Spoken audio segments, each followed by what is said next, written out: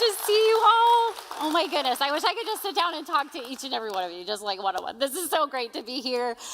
Mission just feels like home. Some of you are like, who's that lady? I don't know her.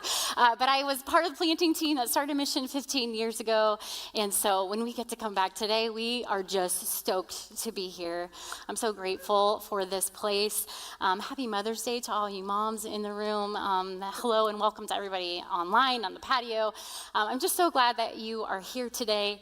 And while I am very excited to see all of you, I will say one of the main reasons I'm excited to be here is because Colorado had 6 inches of snow this week. Yeah. So snow is like this thing that falls from the sky, and it's white, and it's really cold. No, yeah, it's been quite something. The learning all of the new places and trying to get settled into our house. We're still unpacking boxes, but I've missed you all so much, and I'm just so happy to be here with you. And I just want you to know that if you're someone who stumbled into this place this morning, you're lucky. This is a really special place. This is a place that is full of hope, no matter where you are, no matter how far you've run, no matter what you think about God, you are welcome to belong here before you believe. Hope for your family, even if you feel like there isn't any left. Hope for your anxiety and hope for your fears. Hope for your loneliness, for those things to be met here in community. Here we practice hope. Here we find hope, here we give away hope, and we do it confidently because we really do believe that the answer that you're looking for is Jesus Christ, because he is hope for everyone. And so like Jim said, I just moved to Colorado, and for those of you who have been a part of our journey as a church plant, and we're so excited to be there. We are so excited to bring a church like this to Colorado because it really needs it.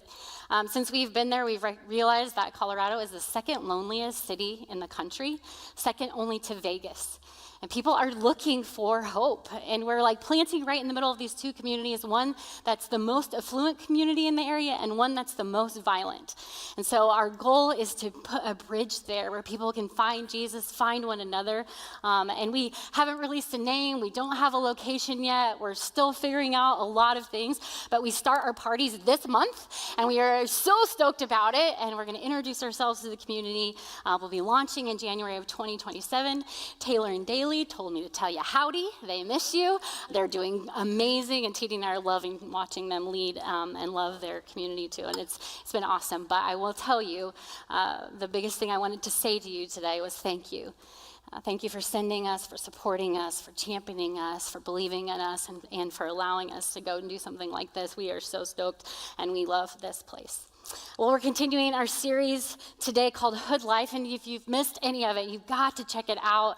One of the things I love about being far away, we can still listen to the messages, so listen to those online. They are incredible, so if you missed any, make sure you get on podcasts and listen to those. And today we're going to be talking about womanhood. And before we jump in, I just want to speak to all my dudes in the room really quick because I just believe that this is an opportunity for you to lean in. So I want to invite you to do that because this matters deeply for you too. Because I imagine every one of you loves, works with, leads alongside, is raising, or is being raised by some amazing woman. And I know that you want to know what it looks like to help them live fully alive in who they are. So I'm so excited to get to talk today because, as you can see, I am a woman, and I love women, and I love how God has created us. But I believe that as women, we are living in a state of stress and striving and confusion by mixed messages. And I believe that as women, we want to show up, but sometimes we don't even know how.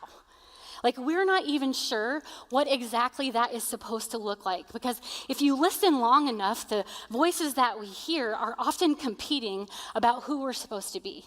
And this isn't new for us. We've been handed girls' impossible standards for generations. In fact, in 1959, a cultural icon was born and quickly became the picture of what women were supposed to look like. Does anybody know who she was?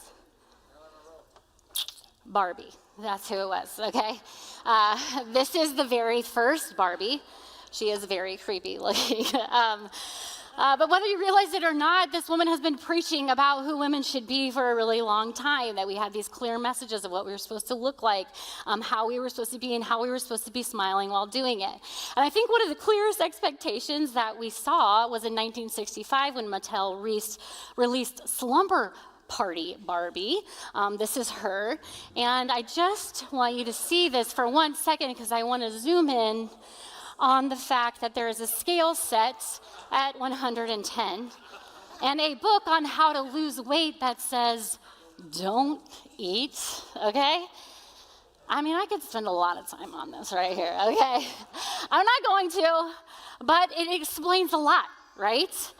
I mean, if Barbie were a real human being, her proportions would make her anywhere from 6 feet 10 to 7.5 inches tall, okay? In order to achieve her perfect figure, she would need to have 2 ribs removed along with several major organs, okay? We know that this isn't real, but for some reason, it preached. And what's fascinating to me that almost 60 years later, Barbie has come out with her own biopic. It's called Barbie. I don't know if you've seen it, but the whole message of this is that that's not okay anymore. Like, we're not doing that anymore. The message completely shifts that women don't have to be perfect. The movie basically said this is not what women were created to be. I mean, even Barbie is tired. And I believe women are tired because we have been undersold the vision of who God has designed us to be. And it can feel like at times we're either too much or not enough. I don't know if you heard this story, but in 2025, there was a woman named Stephanie Case, who is a United Nations human rights lawyer, and she ran the 62-mile ultra trail Snowdonna marathon, ultra marathon, while she was breastfeeding her 6-month-old. And she would just breastfeed and stop at stations along the way and feed her kiddo. And it was kind of crazy because she had been an elite runner, but then when she wanted to have a child, she actually struggled with infertility, and she went through IVS, she had multiple miscarriages, and so it really affected her training, obviously. So she took like 3 years off. So when she decided to come back in and enter this race, she actually wasn't in elite status anymore. She started 30 minutes behind everyone, stopped at the aid stations to feed her 6-month-old baby, and she accidentally won. Like, she was like shocked. Like, she could not believe that she won. But what is super interesting about this is, and what I want us to see, is that this woman, a United Nations human rights lawyer, literally wins an ultra marathon while nursing her baby, and somehow the internet still finds a way to debate whether or not she is a good picture of womanhood. They blasted her. They decided that there was a lot of people who said that she was doing too much, that she was making motherhood look unrealistic, that she was putting pressure on other moms. This video of her went viral, of her nursing her children, and everybody just blasted her. And instead of everyone just saying, wow, that's incredible, people immediately started critiquing her and arguing about whether she was doing too much, trying too hard, not mothering correctly. And as I heard this story, I thought, there it is. The modern experience of being a woman. Even when you're superhuman, somebody still has notes. We're told, get a job, but not too much of a job, because if you love working outside the home, you're probably neglecting your family. Be ambitious, be a girl boss, start a business, but make sure you homeschool your kids. And remember, you can be and do anything you want. Just don't make anyone feel intimidated by your success. And make sure you know how to say no. If you're single, you should have tons of time and energy to be crushing your career, building a full life. But don't be too successful, because you might intimidate someone who wants to ask you on a date. Speaking of dating, are you dating anyone? Why aren't you dating anyone? Are you dating too many people?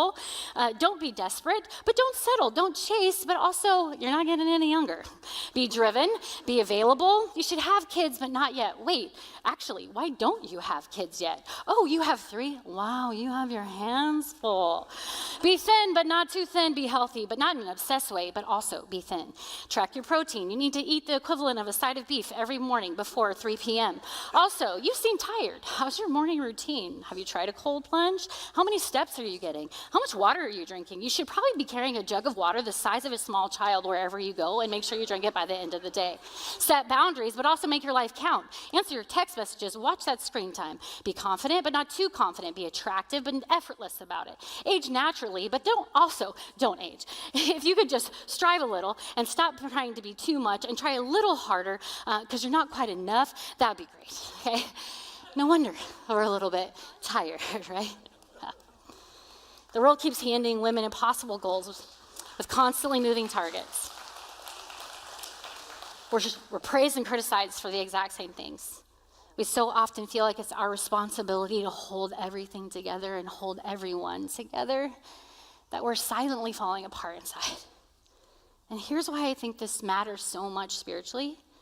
Because eventually, every voice in culture feels impossible to live up to.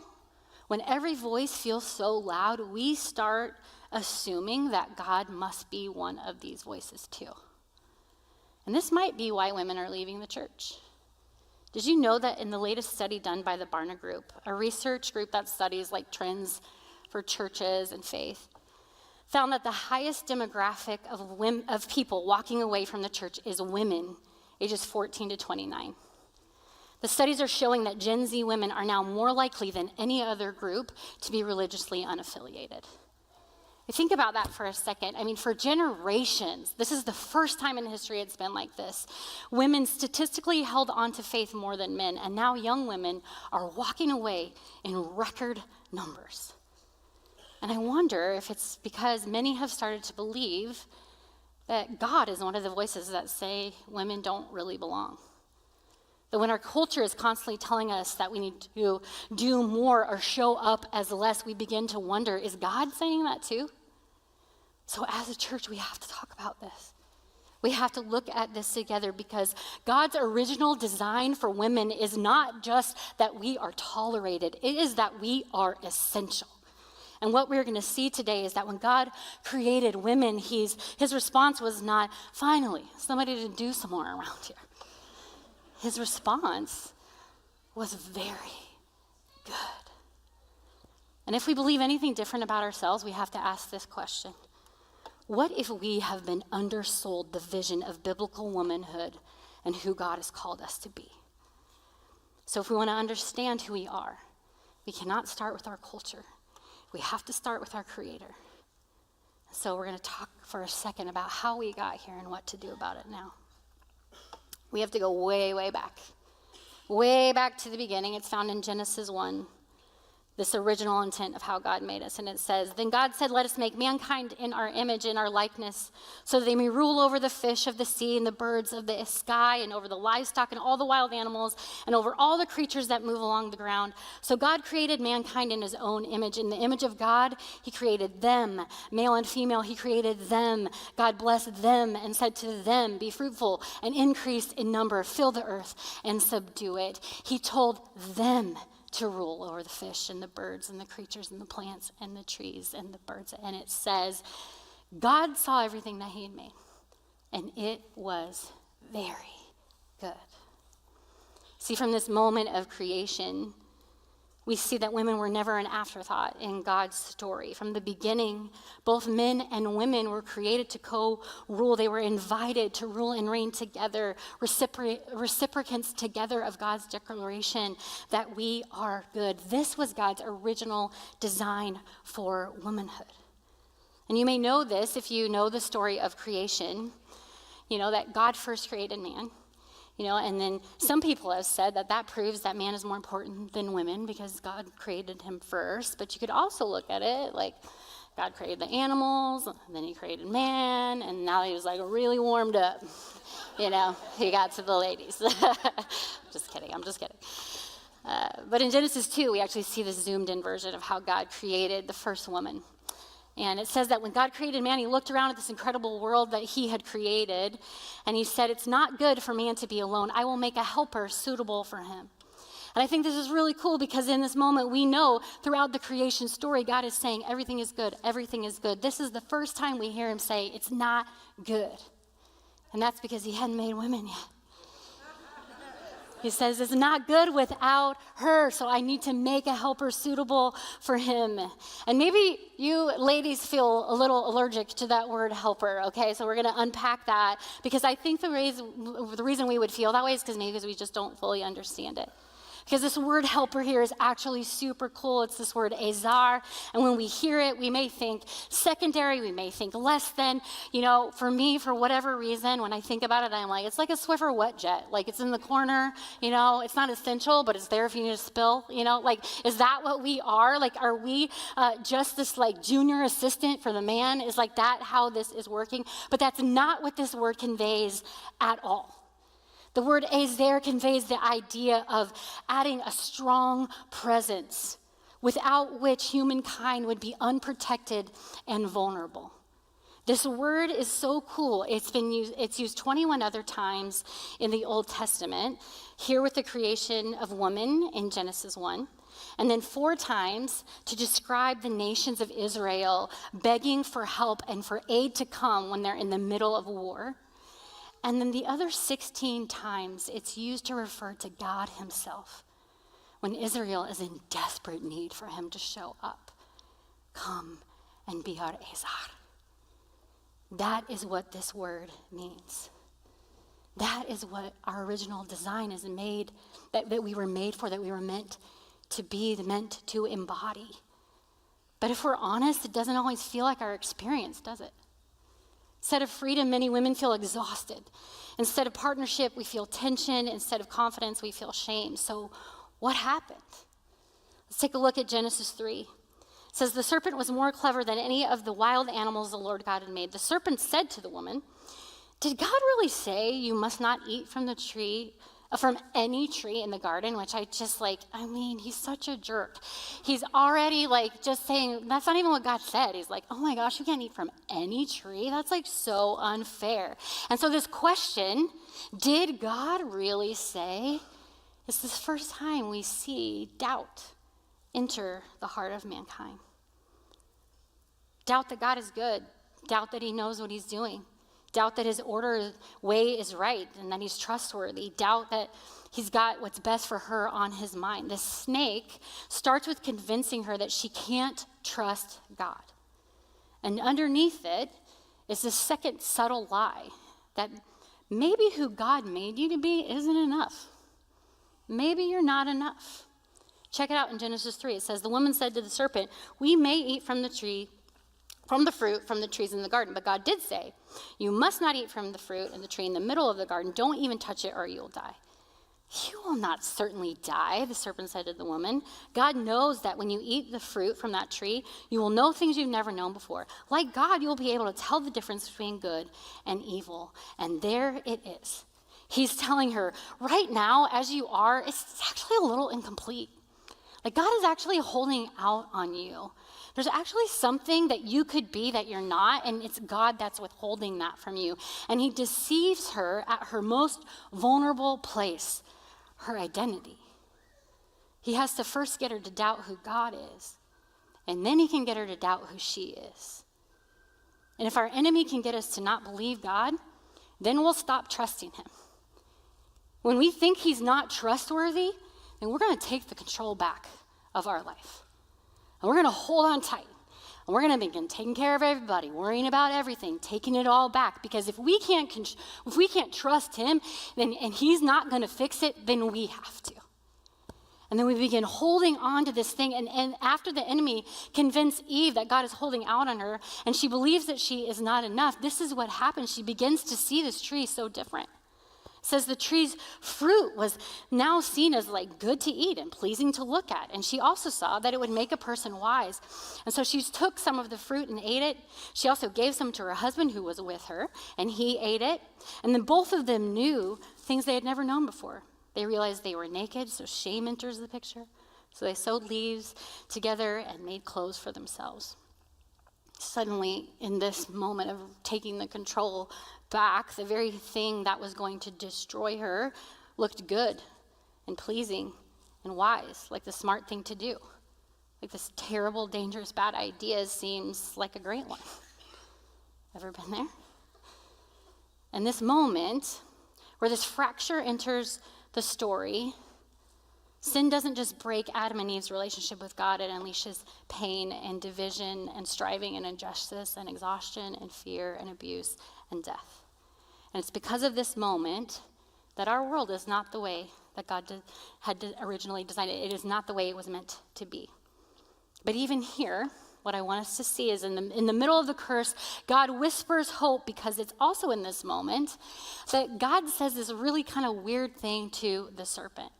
He tells the serpent that one day a son born from a woman would crush the serpent's head and he would strike its heel. Now that might sound kind of weird to you, but what theologians have learned over time is that that's actually the very first prophecy of Jesus. And why that matters to us and why that's important is because what we see here is that the very moment that humankind walked away from God, God was planning a way back for us, to restore back what he had created.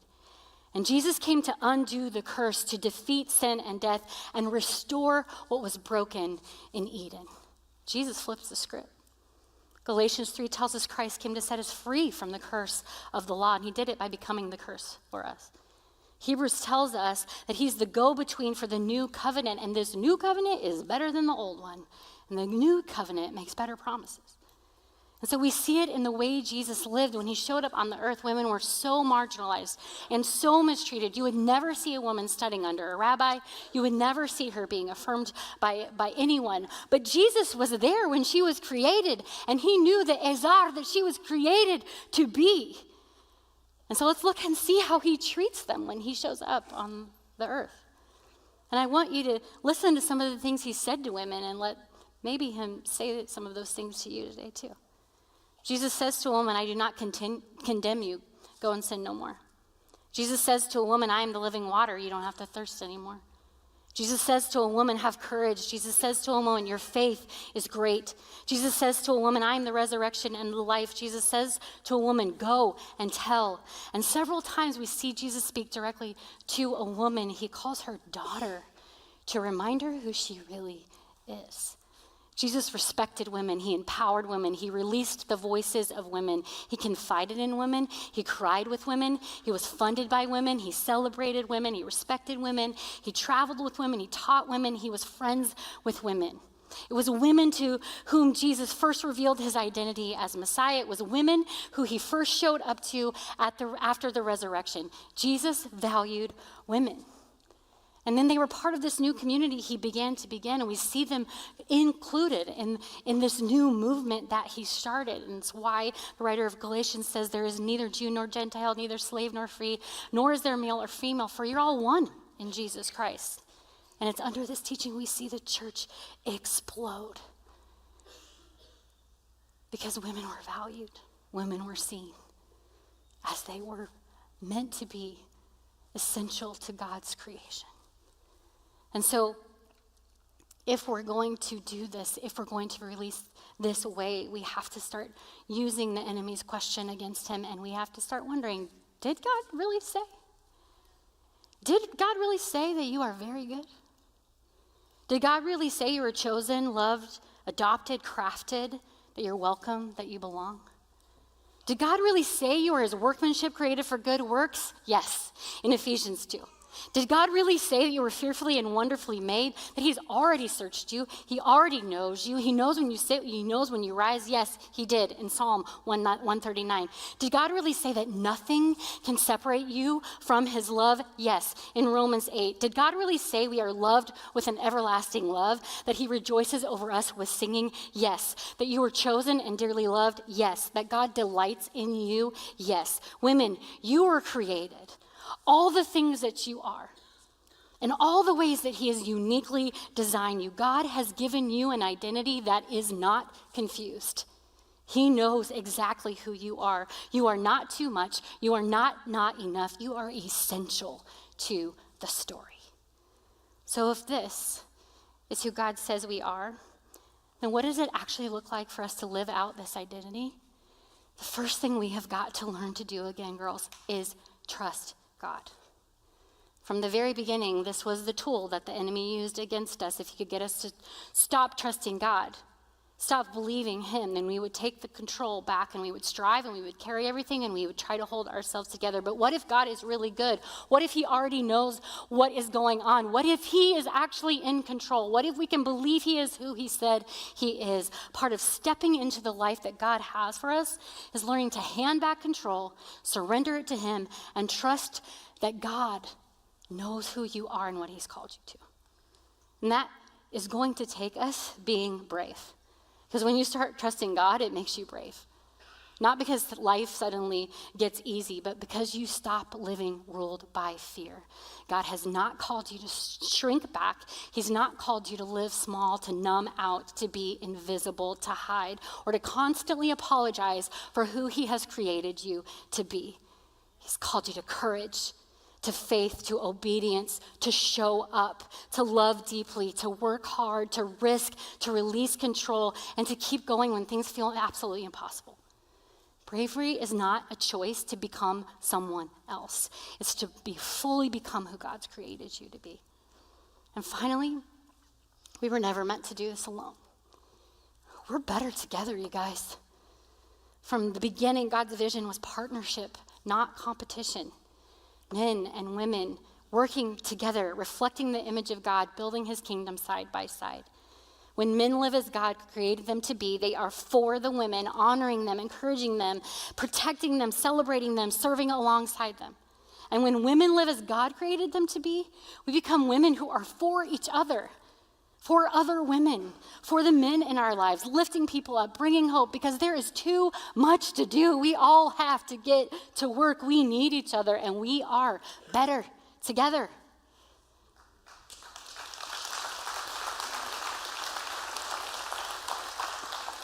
And so, women, as we close today, I want to invite you to do something courageous. To practice this trust and bravery. Now, I know for some of you, standing up in church is no big thing, okay? But for some of you, this moment that I'm going to invite you into to stand is going to take some courage. And I want it to be a marker for you for a moment where you are choosing to refuse to be invisible. Maybe your whole life, you have been shrinking and hiding and apologizing and striving, and the most brave thing you could do today would be stand and receive this blessing I have for you. Because women in the room, if today you want to reject the competing voices that have tried to define you, and you want to trust God again, if you want to believe what he says about you more than the shame or the pressure or the striving or insecurity, if you want to step courageously into the life God has called you to, would you stand today and receive this blessing that I want to say over you? Stand courageously and allow me to speak over you for a second. And before I do, I just want to say a word to the men in the room. I just want you to look around for a second. Y'all look so beautiful today. You got real cleaned up, didn't you? I want you to look around the room for a second, and I want you to look at the strength in this room. Look at the wisdom. Look at the resilience. Look at the courage. Look at the image of God that is reflected in these women. What a tragedy it would be if the enemy could convince all of them to be quiet and silent. We need you to show up. Church, we need women who are fully alive. We need families with women who are fully alive. The kingdom of God needs women who are fully alive. So women, this is my prayer and commissioning over you today. And so you can just receive this. May you trust God with your life. May you stop trying to prove your worth and rest in the truth that you are already loved. He doesn't love you anymore when you do something right. He doesn't love you any less when you do something wrong. He simply loves you because you are his daughter. May you be brave. May you walk in courage when fear tells you to shrink back. May you have the strength to obey God, to show up fully, to love deeply, to lead faithfully, to become all God has created you to be. Women, you are not too much. You are not enough. You are daughters of God, created in his image, filled with purpose, deeply loved, and essential to the story God is telling in the world. So go in the world and bring this hope, bring courage, bring truth, bring compassion, bring strength, bring you, fully you, wherever you go. And may you hear him today say over you that you are very good.